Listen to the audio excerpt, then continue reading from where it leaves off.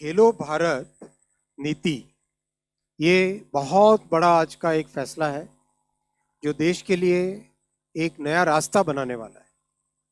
माननीय प्रधानमंत्री जी ने इन 11 वर्षों में स्पोर्ट्स पे एक अलग तरीके से ध्यान देके और विशेषकर ग्रामीण क्षेत्रों में जो टैलेंट है उसको एक सिस्टमेटिक तरीके से आगे लाने का प्रयास किया है।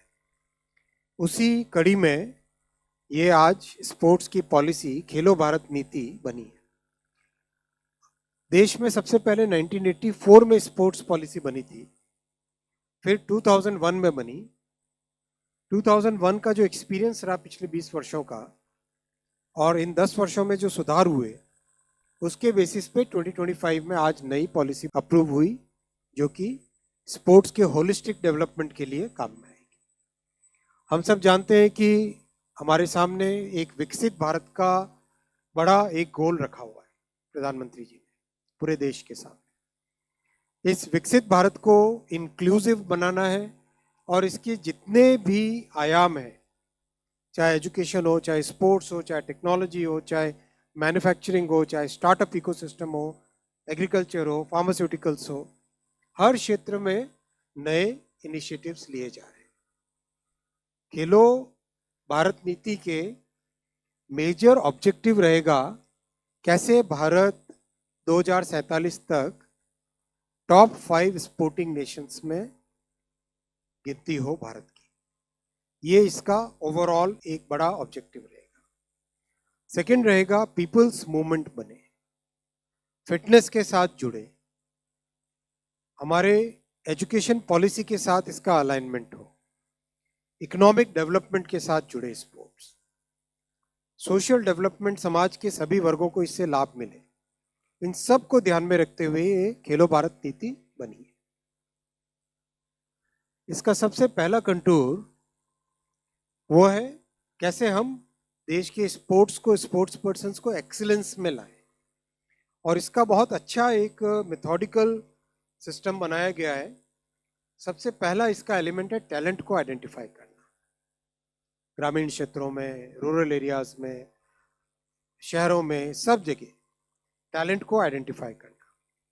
सेकंड, टैलेंट को नर्चर करना, ट्रेनिंग के थ्रू, बेटर इंफ्रास्ट्रक्चर के थ्रू, फैसिलिटीज के थ्रू, कोचिंग के थ्रू, एक प्रॉपर वे में साइंटिफिक तरीके से टैलेंट को नर्चर करना।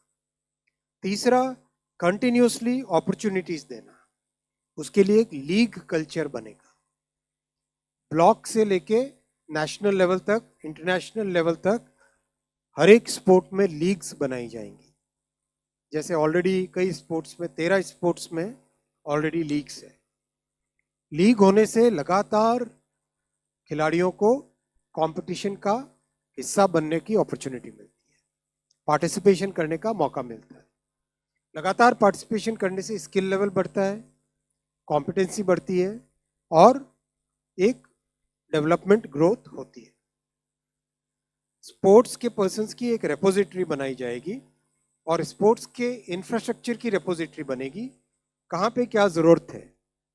तो इस तरह से excellence right from talent identification से लेके नर्चरिंग तक, कोचिंग तक, इंफ्रास्ट्रक्चर लेने तक, स्पोर्ट्स साइकोलॉजी में ध्यान देकर एक प्रॉपर पूरा मेथोडिकल तरीके से एक्सीलेंस की तरफ पहुंचना, ये इसका पहला पिलर है। सेकंड पिलर है इकोनॉमिक डेवलपमेंट स्पोर्ट्स के माध्यम से। स्पोर्ट्स टूरिज्म अपने आप में एक बड़ी चीज होती है। जब भी वर्ल्ड कप होता है कितने लोग ट्रैवल करते हैं, आईपीएल का मैच होता है कितने लोग ट्रैवल करते हैं, फुटबॉल का, सॉकर का बड़ा मैच होता है कितने लोग ट्रैवल करते हैं। तो स्पोर्ट्स टूरिज्म हब भारत बने और जो स्पोर्ट्स के इक्विपमेंट जितने भी यूज होते हैं, इक्विपमेंट में बड़े इक्विपमेंट, कॉम्प्लेक्स इक्विपमेंट से लेके सिंपल जो स्पोर्ट्स के उपयोग में आने वाले सामान है, उन सब की मैन्युफैक्चरिंग भारत में हो, आत्मनिर्भर भारत की फिलॉसफी के तहत। फिर इनोवेशन, कई नए तरह के एक्सपेरिमेंट्स होते हैं, इनोवेशन के लिए इंक्यूबेटर्स बने। चौथा, जो डाइवर्सिटी है हमारी भारत में, हर अलग अलग जगह अलग अलग तरह के जियो फिजिकल पैरामीटर्स हैं, कहीं पे बीचेस है, कहीं पे पहाड़ है, कहीं पे डेजर्ट है, तो कहीं पे रिवर्स है। इन सब का उपयोग करके कैसे हम स्पोर्ट्स का डेवलपमेंट करें, वो भी इस नीति का हिस्सा रहेगा। तीसरा पिलर है इसका सोशल डेवलपमेंट। आप सब जानते हैं कि भारतीय जनता पार्टी मूल विचार है अंत्योदय का, सबको साथ लेके सबको आगे बढ़ाने का, और प्रधानमंत्री जी ने इसको सबका साथ सबका विकास के नाम से आगे लेके आए। तो इसमें इंक्लूसिव डेवलपमेंट हमारे लिए बहुत इम्पॉर्टेंट रहेगा। जो इकोनॉमिकली वीकर सेक्शंस हैं, महिलाएं हैं, ट्राइबल है, इन सब के लिए स्पोर्ट्स की फैसिलिटीज डेवलप करनी। फिर इंडिजिनस स्पोर्ट्स हमारे भारत के कई ऐसे पुराने प्राचीन समय से पॉपुलर स्पोर्ट्स हैं, उनको आगे लेके आना। फिर एक वायबल करियर बनाना स्पोर्ट्स को, और बहुत सारे वॉलंटियरिंग प्रोग्राम्स बनाना। नीति का चौथा पिलर है पीपल्स मूवमेंट बनाना स्पोर्ट्स को। किस तरह से जनता भागीदार बने, और इसमें हम सब भी भागीदार बन सकते हैं। अपने वजन को कम करें, फिटनेस की रैंकिंग हो स्कूल्स में, वर्क प्लेसेस में, सब जगह स्पोर्ट्स की फैसिलिटीज मैक्सिमम लोगों को मिले, एक्सेसिबल हो। Fitness programmes, yoga challenge, family sports weekends, एक तरीके से जैसा कई सोसाइटीज़ में देखा हमने कि स्पोर्ट्स एक ज़िंदगी का हिस्सा है, वैसा ही भारत में बनाने का इसमें प्रयास रहेगा इस नीति के तहत। फिफ्थ एंड फाइनल पिलर है नेशनल एजुकेशन पॉलिसी के साथ अलाइनमेंट। आप सब जानते हैं कि नेशनल एजुकेशन पॉलिसी एक पाथ ब्रेकिंग पॉलिसी है, जिससे देश के युवाओं के लिए कई नए तरह के अपॉर्चुनिटीज़ बन रही है। और एक पुराना जो ढांचा था जिसमें 3-4 स्ट्रीम्स के अंदर बंद के रहना पड़ता था, उससे बाहर निकलने का मौका है। तो स्पोर्ट्स को भी एनईपी से अलाइन करके किस तरह से स्कूल के करिकुलम में एजुकेशन का हिस्सा बन जाए स्पोर्ट्स, वो व्यवस्था भी इसमें रहेगी। इस पूरे पॉलिसी को इम्प्लीमेंट करने के लिए एक अच्छा फ्रेमवर्क बनाया गया है, जिसमें स्पोर्ट्स के गवर्नेंस से रिलेटेड, टेक्नोलॉजी यूज करने का, और डेटा ड्रिवन मॉनिटरिंग और इम्प्लीमेंटेशन, और हर जगह पीपीपी सीएसआर का स्पोर्ट्स में इंक्लूड करना, जिससे कि सभी का पार्टिसिपेशन हो सके।